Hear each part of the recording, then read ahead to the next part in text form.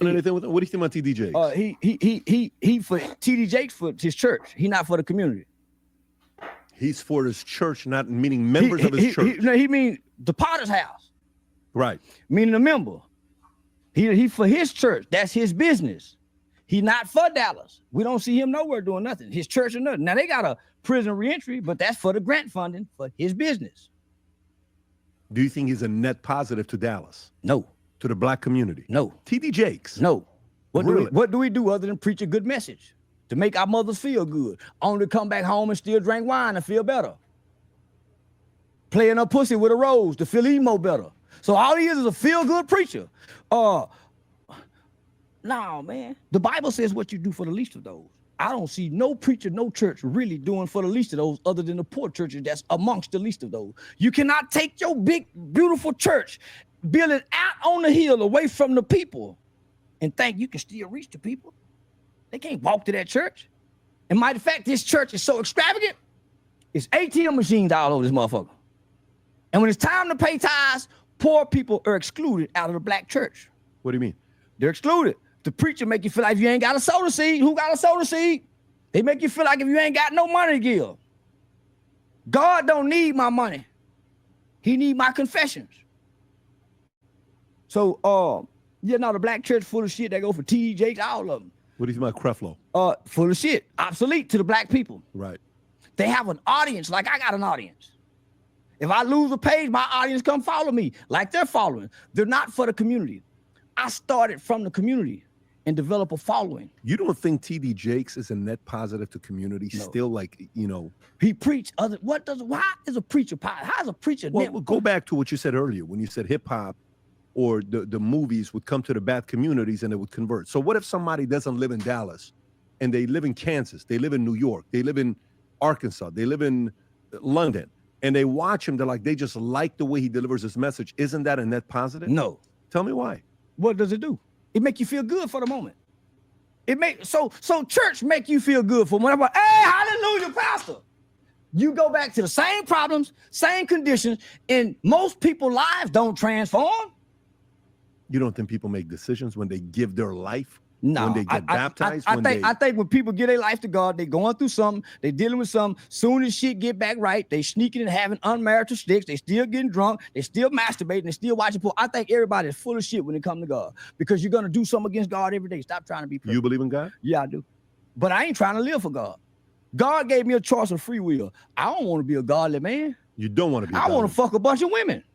So you made that decision. Yeah. I get God on the deathbed. But right now, I'm living for me. Fuck God. I believe in him. I get the same blessings if I believe, if I don't. The sun shines on the bad just like the rain fall on the good. Good things happen to bad people like bad things happen to good people. God ain't got nothing to do with that. You think this is the right example on the way to live your life because you're saying you want to do net positive? Man, listen, you live your life. No, I'm not saying, no. Those are two different things. No, let me say, yes, I think it's the right message. Tell me why. Because can't nobody dictate to you about your life. God gave it to you. No, that's not what I'm saying, though. That's not what I'm saying. You're right. You can do whatever you want to do. I don't think God is real. I think God is questionable. Well, then that's a different. Nah. My boy Charleston, I rock with Charleston on a lot of things. I do. I rock with Charleston on a lot of things. This right here in particular, I cannot. You know what I mean? I feel him on a lot of topics. I feel him on a lot of things. But on this one, not on this one, Charleston. Not on this particular point. What you said about TD Jakes, that's subjective. Depends on how you look at things and depends on how your faith is based. I can understand that. But that portion of it, which is two sides can be true. Good things do happen to bad people and bad things do happen to good people.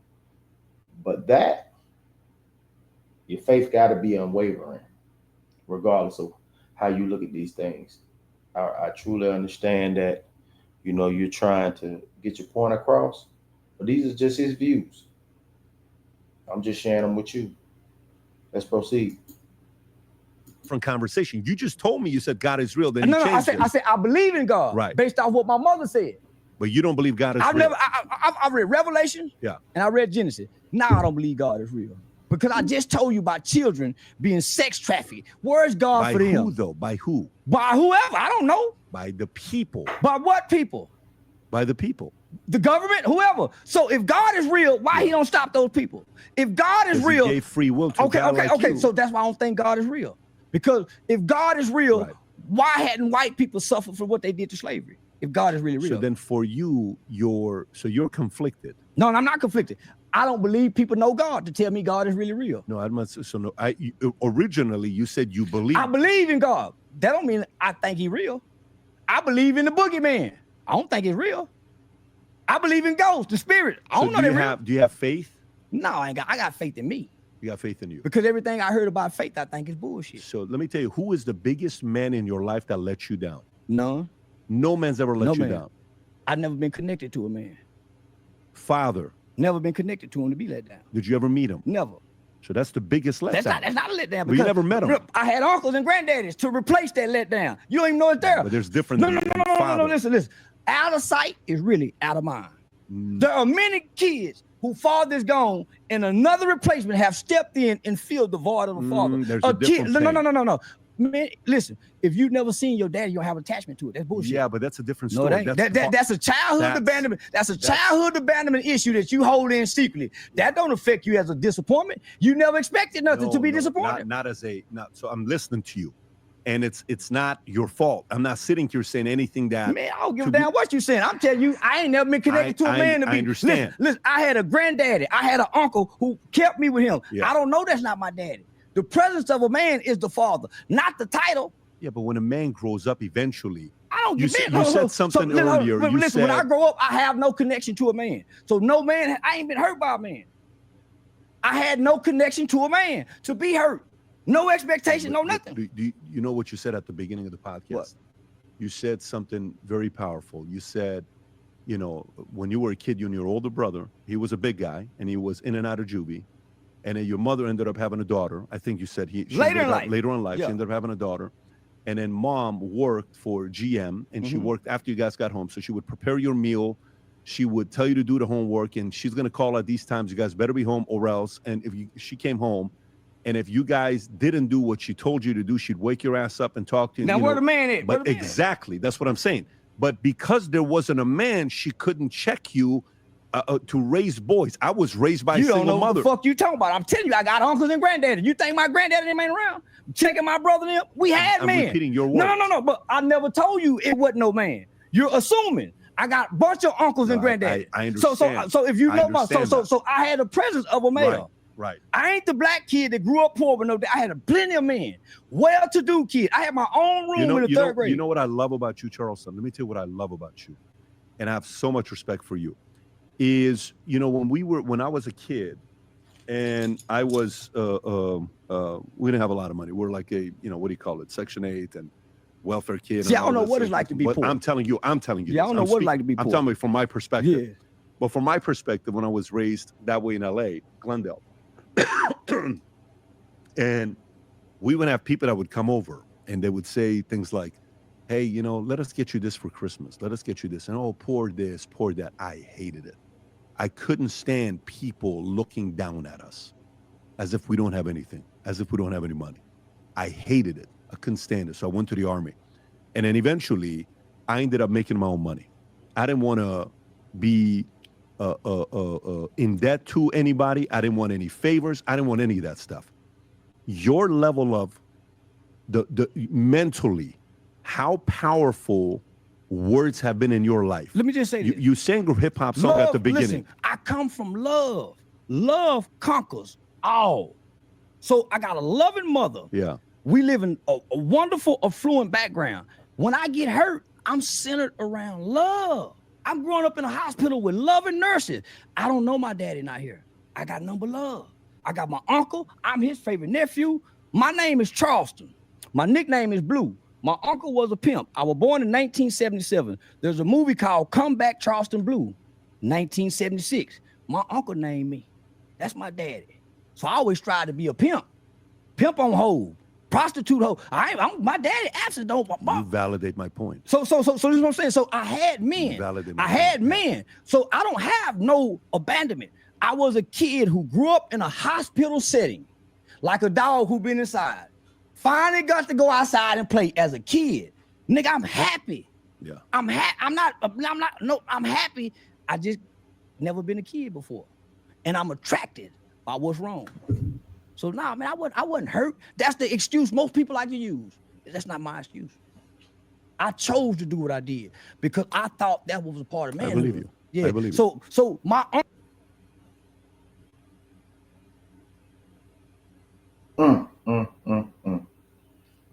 At Charleston, boy.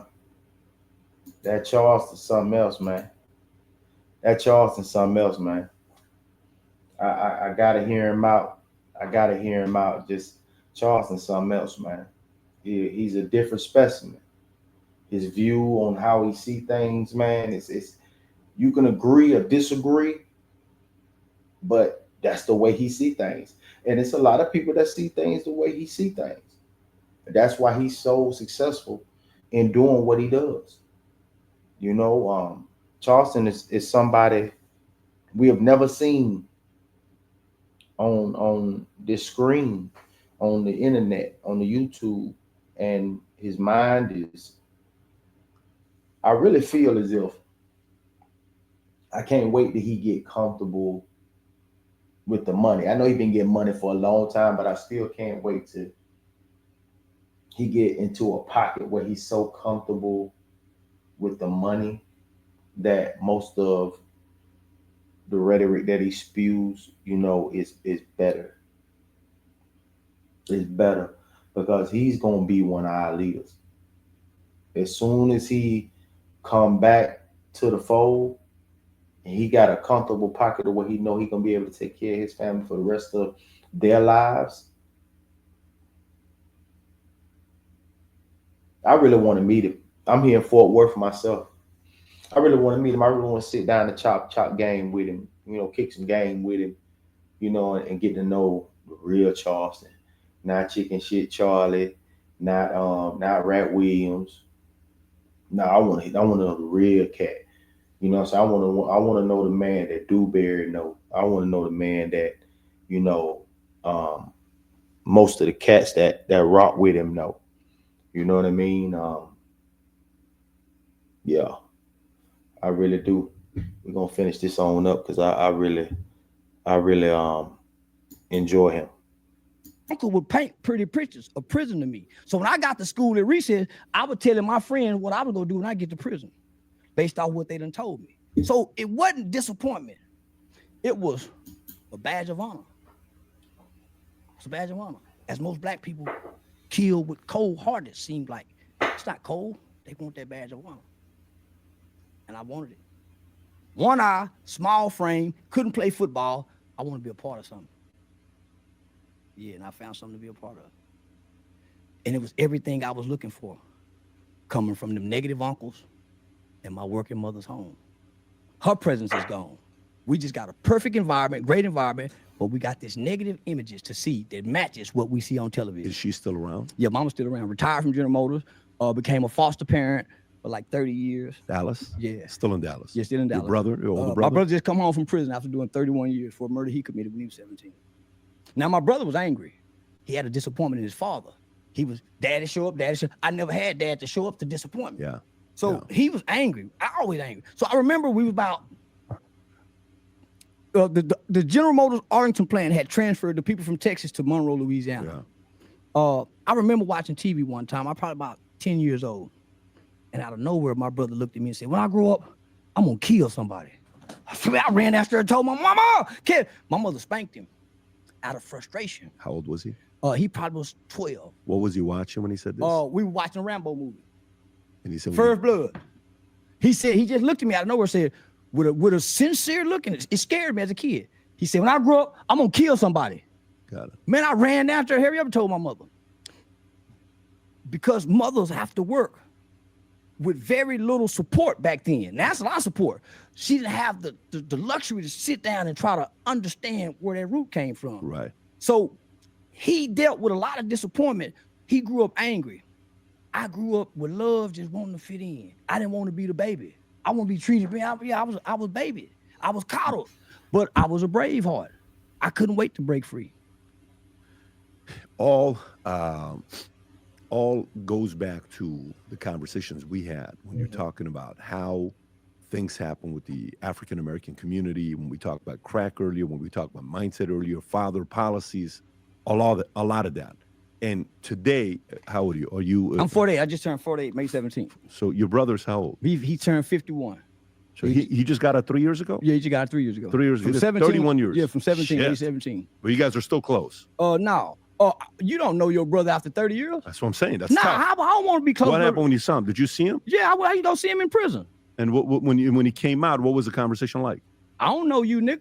Like that? Even though I've been seeing you. We've been seeing each other in and out of prison for 30. So we see each other. Yeah. But at some point, I stopped going to go see my brother in prison. Because I'm not your mother and I'm not your father. Your mama love you enough, nigga, to keep going to go see you. I'm going to stay with my kids. My kids ain't down here. Why do I have to subject myself to be treated like this? Yeah. So I ain't going to see. I ain't sending no money on these books. Because come out here to us. You got a family out here. So when he got out, he got out on the right track. But he's institutionalized. And he think he know everything. So you have to put your hand back. Because you can't correct a fool. Say, what's up, everybody? It's your boy, Charleston White, a.k.a. America's favorite uncle. I just signed up to Manette. So if you want to message me, you want to cuss me out, you want to fuss at me, even if you want some counseling, call me. I minister healing by way of word. You can message me directly on Manette. I promise, man, I'm going to respond directly. I ignore them DMs on Instagram. They just took my Facebook. I don't respond on YouTube. I will respond on Manette. I promise. Just call me and see. Text me. If you enjoyed this video, you want to watch more videos like this, click here. And if you want to... Yeah, man. That I was watching this, man, and I really, really wanted to share, I wanted to share this commentary with y'all. I really did. Charleston White, something else, man. He's something else. And I hope y'all enjoyed the video. I hope you got something from what Charleston was laying out. You know what I mean? I feel like I've been following him for the beginning, since before I left Florida, and I just enjoy him. I really do. I really enjoy him. He's very entertaining, man, but he's very sharp. He's sharp like a Ginsu, for real. So, follow Charleston White, and Valuetainment. I'm just getting on him. I've seen a couple of interviews with him, and I really like Buddy. You know what I'm saying? He's a fellow battle buddy. You know what I'm saying? He was in the military, just like myself. Check out his pod. I think you'll really enjoy what he's laying out, the variety of people that he's interviewing. And he does speak on the Black community. He also speaks on politics and all that good stuff as well. I hope you guys have a great day, a great afternoon, or a great night, depending on what time you caught this video.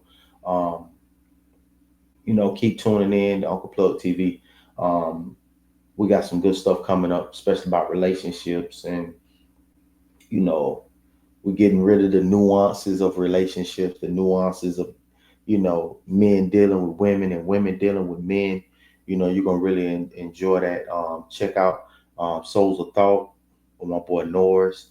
And also check out Classic Codes with my boy Classic.